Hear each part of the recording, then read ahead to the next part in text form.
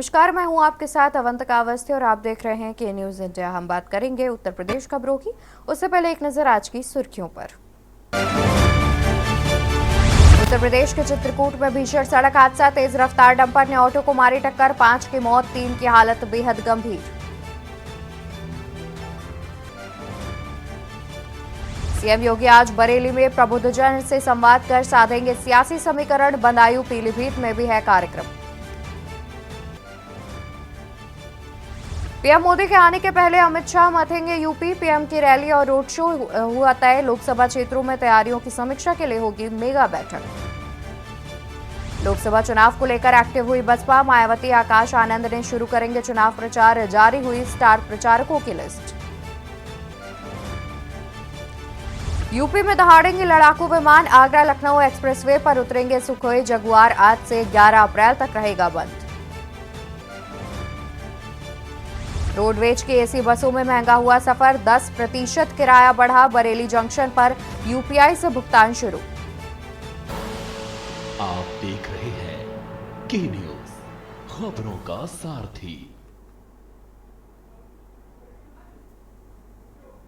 रुक करते हैं आज की तमाम बड़ी खबरों की ओर, जहां पर यूपी के चित्रकूट में हुआ भीषण सड़क हादसा, तेज रफ्तार डंपर ने ऑटो को मारी टक्कर। आपको बता दें कि चित्रकूट से खबर सामने आ रही है, जहां पर यूपी के चित्रकूट में हुआ है भीषण सड़क हादसा, तेज रफ्तार डंपर ने ऑटो को मारी है टक्कर। और जिस वक्त यह हादसा हुआ उस हादसे में करीब 8 लोग ऑटो में मौजूद थे। भीषण हादसे में 5 लोगों की मौके पर ही मौत हो गई, तो वहीं 3 अन्य लोग गंभीर रूप से घायल बताए जा रहे हैं। घायलों की स्थिति बेहद नाजुक बताई जा रही है।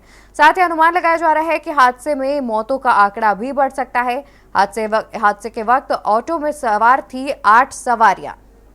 शहर कोतवाली क्षेत्र के अमानपुर मोहल्ले का यह पूरा मामला बताया जा रहा है। भीषण हादसे में हुई 5 लोगों की मौत और इस हादसे में 3 अन्य लोग गंभीर रूप से घायल भी बताए जा रहे हैं। घायलों की स्थिति बेहद नाजुक। हादसों में बढ़ सकता है मौतों का आंकड़ा। हादसे के वक्त ऑटो में मौजूद थी 8 सवारियां। शहर कोतवाली क्षेत्र के अमानपुर मोहल्ले का यह पूरा मामला बताया जा रहा है। खबर आपको बता दें, जहां पर चित्रकूट में हुआ है भीषण सड़क हादसा। उत्तर प्रदेश के चित्रकूट में हुआ भीषण सड़क हादसा, तेज रफ्तार डंपर ने ऑटो को मारी टक्कर। जिस वक्त यह हादसा हुआ उस वक्त ऑटो में करीब 8 सवारियां भी मौजूद थी, जिसमें से मौके पर ही 5 लोगों की दर्दनाक मौत हो गई, तो वहीं 3 अन्य लोग गंभीर रूप से घायल बताए जा रहे हैं। घायलों की स्थिति बेहद नाजुक बताई जा रही है।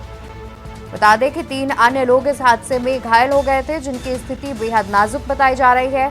तो वहीं इस हादसे में मौतों के आंकड़े का बढ़ने का भी अनुमान लगाया जा रहा है। हादसे के वक्त ऑटो में 8 सवारियां भी मौजूद थी, जिनमें से 5 की मौके पर ही मौत हो गई, तो वहीं 3 अन्य लोग बेहद नाजुक स्थिति में अस्पताल में भर्ती किए गए हैं।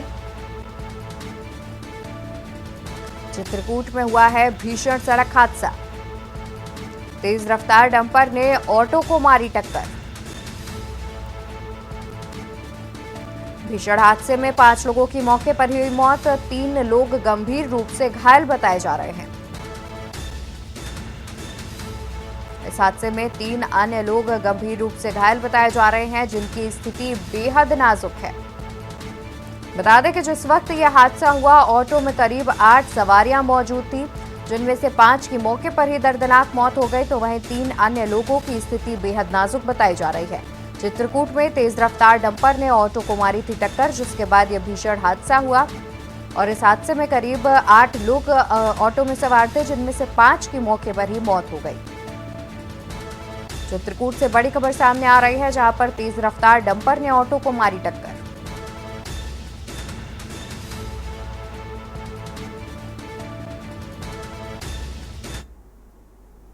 खबर मेरठ से बता दें, जहां पर अतुल प्रधान को मेरठ हापुड़ लोकसभा सीट से मिला टिकट। सपा ने देर रात अतुल प्रधान को दिया टिकट। टिकट को लेकर चल रही थी जोर जोर से आजमाइश। वहीं सपा ने इस सीट से भानु प्रताप सिंह को टिकट दिया था। भानु प्रताप पर बाहरी होने को उनका टिकट कटा। अतुल प्रधान को मेरठ हापुड़ लोकसभा सीट से मिला टिकट। सपा ने देर रात अतुल प्रधान को दिया टिकट।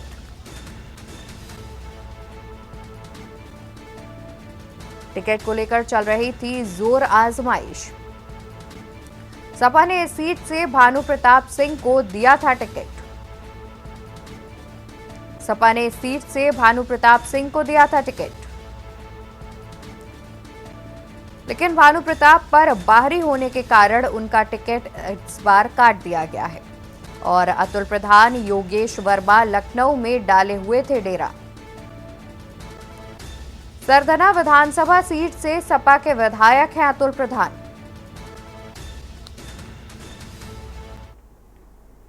खबर आगरा से बता दें, जहां पर विजयनगर कॉलोनी में डकैती और हत्याकांड की वारदात से दहल गया।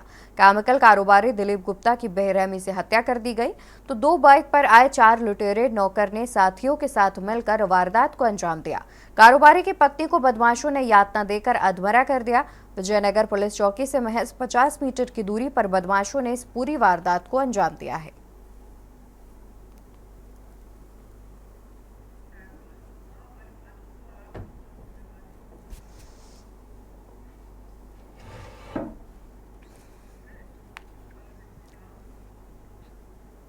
फर्रुखाबाद जनपद के कायमगंज स्थित द किसान सहकारी चीनी मिल्स लिमिटेड कायमगंज द्वारा पेराई सत्र 2023-24 के दौरान चीनी मिल क्षेत्र के समस्त गन्ना किसानों का 100% गन्ना पेराई कर 31 मार्च को प्रातः पेराई सत्र का विधिवत समापन हो गया। बता दें कि 27 नवंबर 2023 से प्रारंभ हुए पेराई सत्र के दौरान चीनी मिल द्वारा 13,08,000 कुंटल गन्ना की पेराई कर 1,20,000 कुंटल चीनी का उत्पादन कर निर्बाध रूप से वर्तमान पेराई सत्र का 31 मार्च को प्रातः विधिवत समापन किया गया, जहां चीनी मिल के प्रधान प्रबंधक कुलदीप सिंह और मुख्य लेखाकार मेवालाल पासी ने जानकारी देते हुए बताया कि चीनी मिल द्वारा विगत वर्ष के सापेक्ष इस वर्ष 1% से अधिक रिकवरी प्राप्त कर जो विशेष उपलब्धि हासिल करने में सफलता हासिल की गई है, जिससे प्रभावित होने के दृष्टिगत रखते हुए सराहनीय परिणाम प्राप्त होने पर चीनी मिल के अधिकारियों और कर्मचारियों द्वारा भारी प्रसन्नता व्यक्त की जा रही है।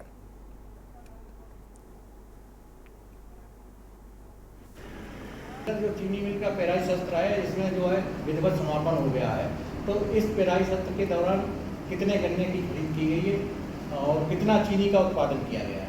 वर्तमान पेराई सत्र 2023-24 में 13.01 लाख कुंटल गन्ने की खरीद की गई है, जिसमें से 1.2 लाख कुंटल चीनी का उत्पादन हुआ है।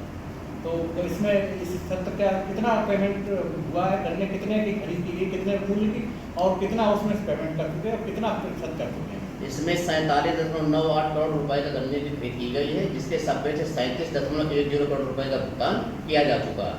रिकवरी कैसी रही इस बार? रिकवरी भी हैवी पे हमारी 9.32% रही है। तो आगे क्या जो बाकी भुगतान रह गया है किसानों का, उसके लिए क्या प्रयास किए जा रहे हैं? इसके लिए जो भी चीनी से बिकने पर धनराशि प्राप्त होती है, उसका टाइमिंग आदेश के अनुसार 80% भुगतान कृषकों को किया जा रहा है। कब तक की उम्मीद है आपके द्वारा? बाकी लगातार प्रयास किए जा रहे हैं। जो चीनी बिक्री होती है, जो भी हमें धनराशि प्राप्त होती है, हम गन्ना मूल्य खाते पे ले जा। खबर गोंडा से है, जहां पर कटरा बाजार थाना क्षेत्र अंतर्गत एक गांव के रहने वाले 11 वर्षीय मासूम बच्ची के साथ गांव के रहने वाले 15 वर्षीय लड़के द्वारा दुष्कर्म किए जाने का मामला सामने आया। पीड़ित की मां के तहरीर पर कटरा बाजार थाने के पुलिस ने आरोपी नाबालिग लड़के के खिलाफ मुकदमा दर्ज कर आरोपी को गिरफ्तार कर आगे की जांच में जुट गई है। तो वहीं नाबालिग मासूम बच्ची को इलाज के लिए गोंडा के जिला महिला अस्पताल में भर्ती कराया गया है, जहाँ उसका इलाज चल रहा है और कटरा बाजार थाने की पुलिस द्वारा पीड़ित मासूम बच्ची का मेडिकल भी कराया गया।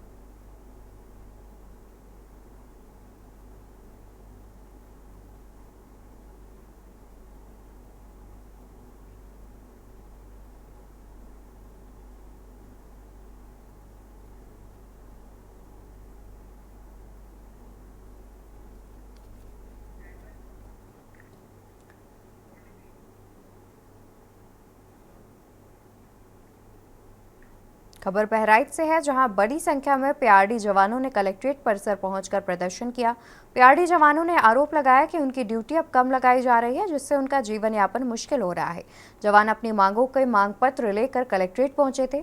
पीआरडी जवानों का कहना है कि 100% ड्यूटी की जगह 20% ही ड्यूटी लगाई जा रही है, जिससे बच्चों की पढ़ाई लिखाई और घर का खर्च चलाना मुश्किल है। इसलिए अगर हमारी मांगें नहीं पूरी हुई तो हम लोग आमरण अनशन के साथ ही चुनाव का बहिष्कार करने को मजबूर होंगे। उनका कहना है कि हमारी ड्यूटी बढ़ाई जाए, वरना हम लोग आमरण अनशन और चुनाव बहिष्कार करेंगे।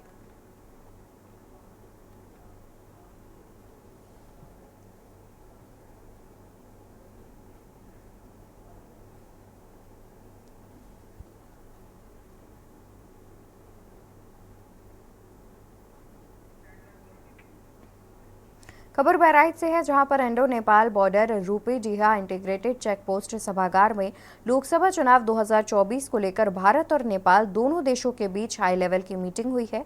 बता दें कि चुनाव के दौरान सीमा पर सुरक्षा सहित अन्य महत्वपूर्ण बिंदुओं पर हुई चर्चा के साथ ही बैठक की गई, जहां भारत की तरफ से बहराइच की जिलाधिकारी मोनिका रानी, पुलिस अधीक्षक वृंदा शुक्ला सहित लखीमपुर, श्रावस्ती, बलरामपुर, पीलीभीत और नेपाल के बाके, बर्दिया व दांग सहित अन्य जिलों के अधिकारी स्वयं वर्चुअल मीटिंग में शामिल रहे।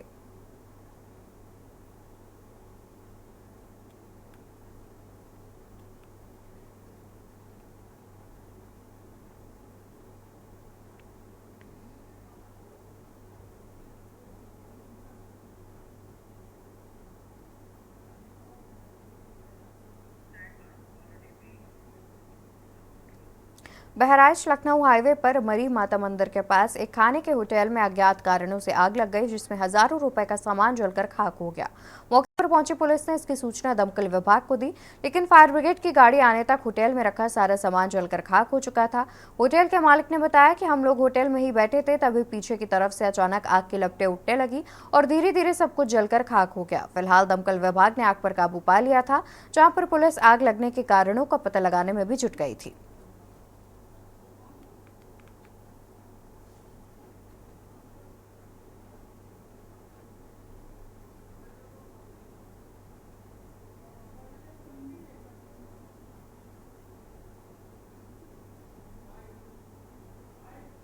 होटल थे साहब। कैसे आग लग गई? आग लगी, जो वहाँ पे 4-5 लोग बैठे हुए यहाँ पे बतला रहे थे अंदर, और उसके पीछे से पता नहीं कैसे आग लग गया।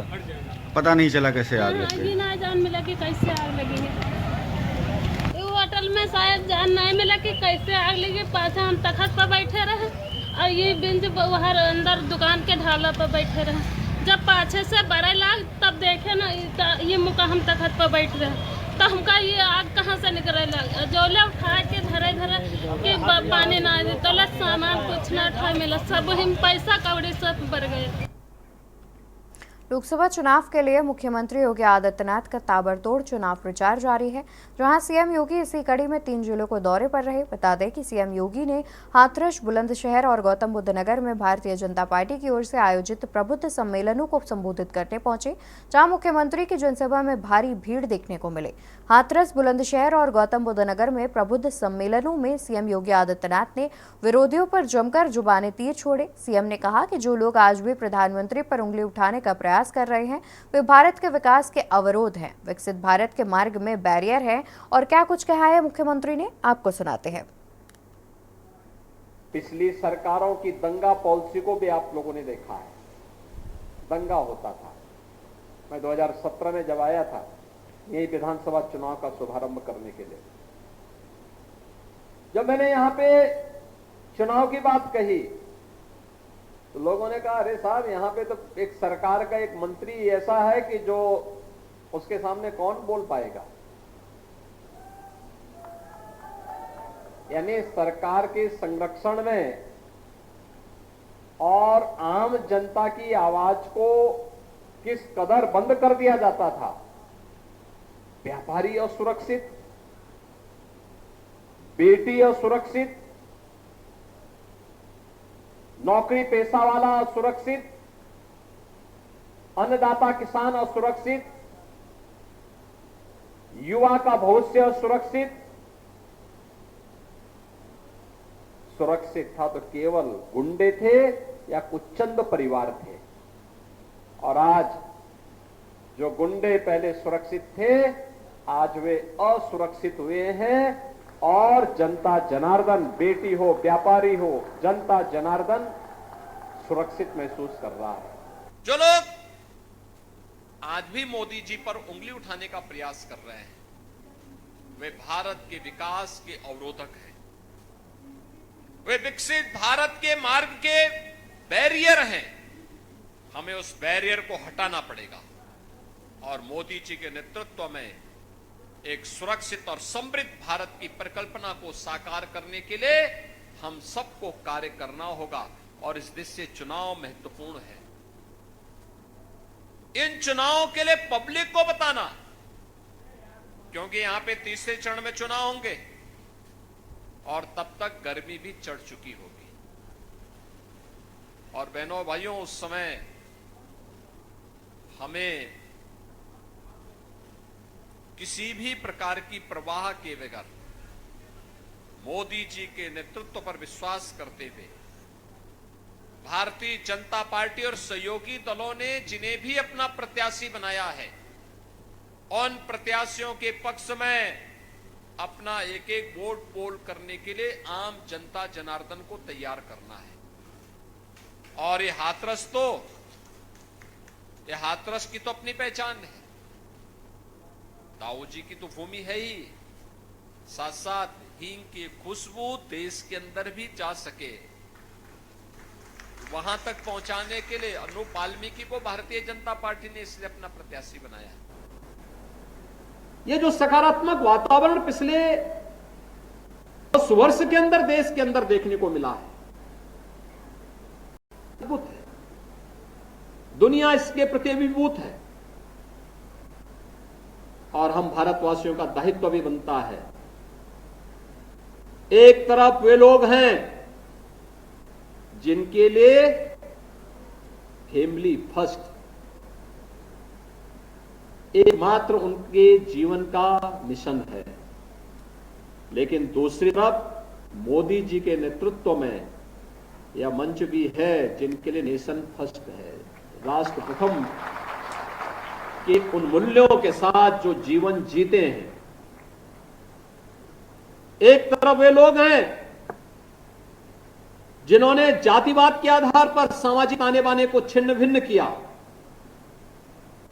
और दूसरी तरफ सबका साथ और सबके विकास के भाव के साथ कार्य करने वाले मोदी जी के नेतृत्व में भारतीय जनता पार्टी का परिवार है। एक तरफ स्वार्थी परिवार है जो गौतम बुद्ध नगर जनपद को अभित बना लेता है और दूसरी तरफ मोदी का परिवार है जो गौतम बुद्ध नगर जनपद में इस बात की परवाह के बगैर कि कुर्सी जानी है तो चली जाए, लेकिन गौतम बुद्ध नगर जनपद का विकास अवरुद्ध नहीं होना है। ये है विकास और सकारात्मक सोच के साथ नेशन फर्स्ट की थ्योरी। उत्तर प्रदेश के मुख्यमंत्री योगी आदित्यनाथ पीलीभीत में प्रबुद्ध वर्ग सम्मेलन को संबोधित करने के लिए पहुंचे थे। इसके लिए सभी तैयारियां भी पूरी कर ली गई हैं और साथ ही पुलिस ने सुरक्षा व्यवस्था के चाक चौबंद इंतजाम भी कर लिए हैं। जानकारी के अनुसार 11 बजे मुख्यमंत्री योगी आदित्यनाथ पीलीभीत पहुंचेंगे और प्रबुद्ध वर्ग सम्मेलन को संबोधित करेंगे। प्रबुद्ध वर्ग सम्मेलन में पीलीभीत के वरिष्ठ भाजपा नेता सहित अध्यापक, डॉक्टर, प्रोफेसर जैसे तमाम प्रबुद्ध लोग इकट्ठे नजर आएंगे।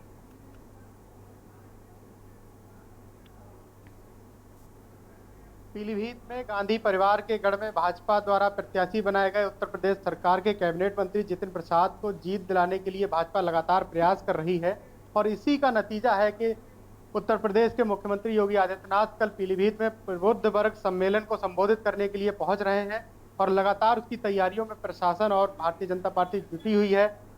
उनके आने की तैयारियां पूरी कर ली गई हैं। इतना ही नहीं, जितिन प्रसाद की उम्मीदवारी को और अधिक मजबूत करने के लिए देश के प्रधानमंत्री नरेंद्र मोदी आएंगे 9 अप्रैल को पीलीभीत, ऐसी भी सूचना है। और देश के गृह मंत्री अमित शाह भी पीलीभीत पहुंचेंगे और लगातार जितिन प्रसाद की उम्मीदवारी को मजबूत करेंगे। पीलीभीत से कुलदीप कल्प, के न्यूज। लोकसभा चुनाव का बिगुल बज गया है। ऐसे में कन्नौज लोकसभा सीट से सभी प्रत्याशी मैदान में हैं, जबकि सपा ने अपना प्रत्याशी घोषित नहीं किया। तो वहीं सपा के राष्ट्रीय अध्यक्ष अखिलेश यादव कन्नौज आ रहे हैं। इस दौरान वो कार्यकर्ताओं से मुलाकात करेंगे। के न्यूज संवाददाता ने सपा जिलाध्यक्ष कलीम खान से खास बातचीत में की, जिस पर जिलाध्यक्ष ने बताया कि इस बार कन्नौज की जनता अखिलेश यादव को पुकार रही है और वो कन्नौज से ही चुनाव लड़ेंगे। लोकसभा चुनाव का बिगुल बज चुका, ऐसे में सभी प्रत्याशी मैदान में। काफी इंतजार के बाद में सपा का चिंताएं खत्म हुई हैं। अखिलेश जी कन्नौज से चुनाव लड़ने की घोषणा कर दी गई है। माननीय राष्ट्रीय अध्यक्ष जी आ रहे हैं और अपने कार्यकर्ताओं से मिले, तो वो अपने कार्यकर्ताओं से मिले, इसीलिए आ रहे हैं। कैसे जनता को क्या देखिए, जनता जो है वो कुछ समझ रही है।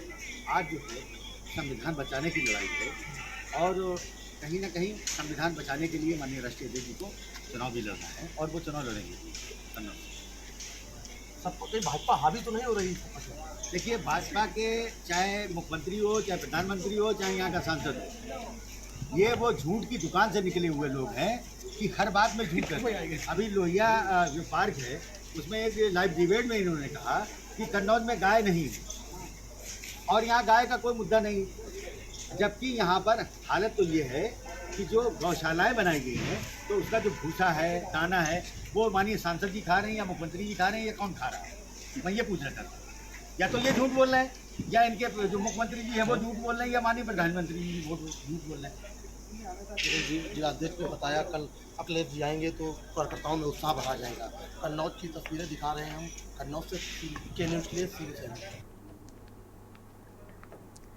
बागपत से एनडीए गठबंधन से रालोद प्रत्याशी राजकुमार सांगवान ने अपना नामांकन कर दिया है। राजकुमार सांगवान अपने प्रस्तावकों के साथ बागपत जिला मुख्यालय पहुंचे, जहां पर उन्होंने जिलाधिकारी को अपना नामांकन पत्र सौंपा। बता दें कि इस बार बीजेपी और रालोद के गठबंधन के चलते बागपत से राजकुमार सांगवान को प्रत्याशी बनाया गया है। तो वहीं मीडिया से बात करते हुए राजकुमार सांगवान ने कहा कि जयंत चौधरी ने उन्हें अपनी विरासत सीट पर चुनाव लड़ने का मौका दिया है, जिसके वो शुक्रगुजार है और मोदी के मिशन को आगे बढ़ाने का काम करेंगे।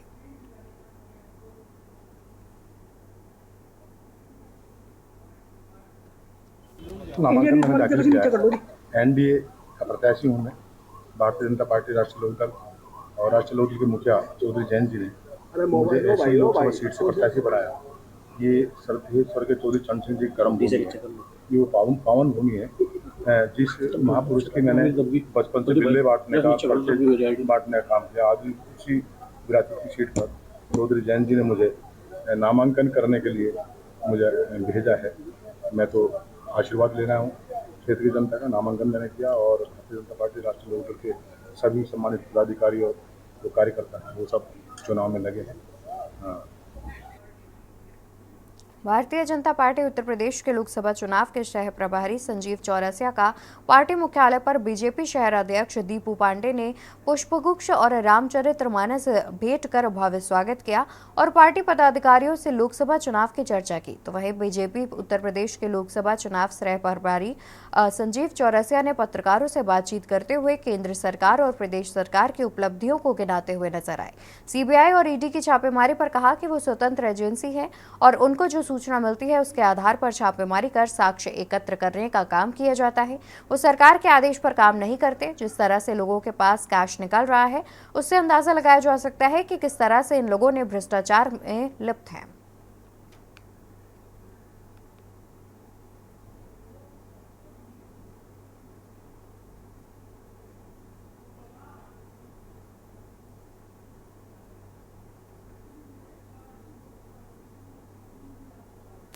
न करते हुए कल का जो इंडी गठबंधन की जो रैली कल हुई रामलीला में, उसके ऊपर थोड़ा ध्यान आकृष्ट करना चाहेंगे आप लोगों का कि कल जितने भ्रष्टाचार में लिप्त सब लोग थे उन्हीं का नेतृत्व रामलीला मैदान में दिखाई दिया और वो अपने आप को पाक साफ साबित करने के लिए, यानी कि कोई जेल पर है, कोई बेल पर है, और उसके बाद भी अपने आप को इस बात को साबित करने में लगे हुए थे कि किस प्रकार से वो बेकसूर है।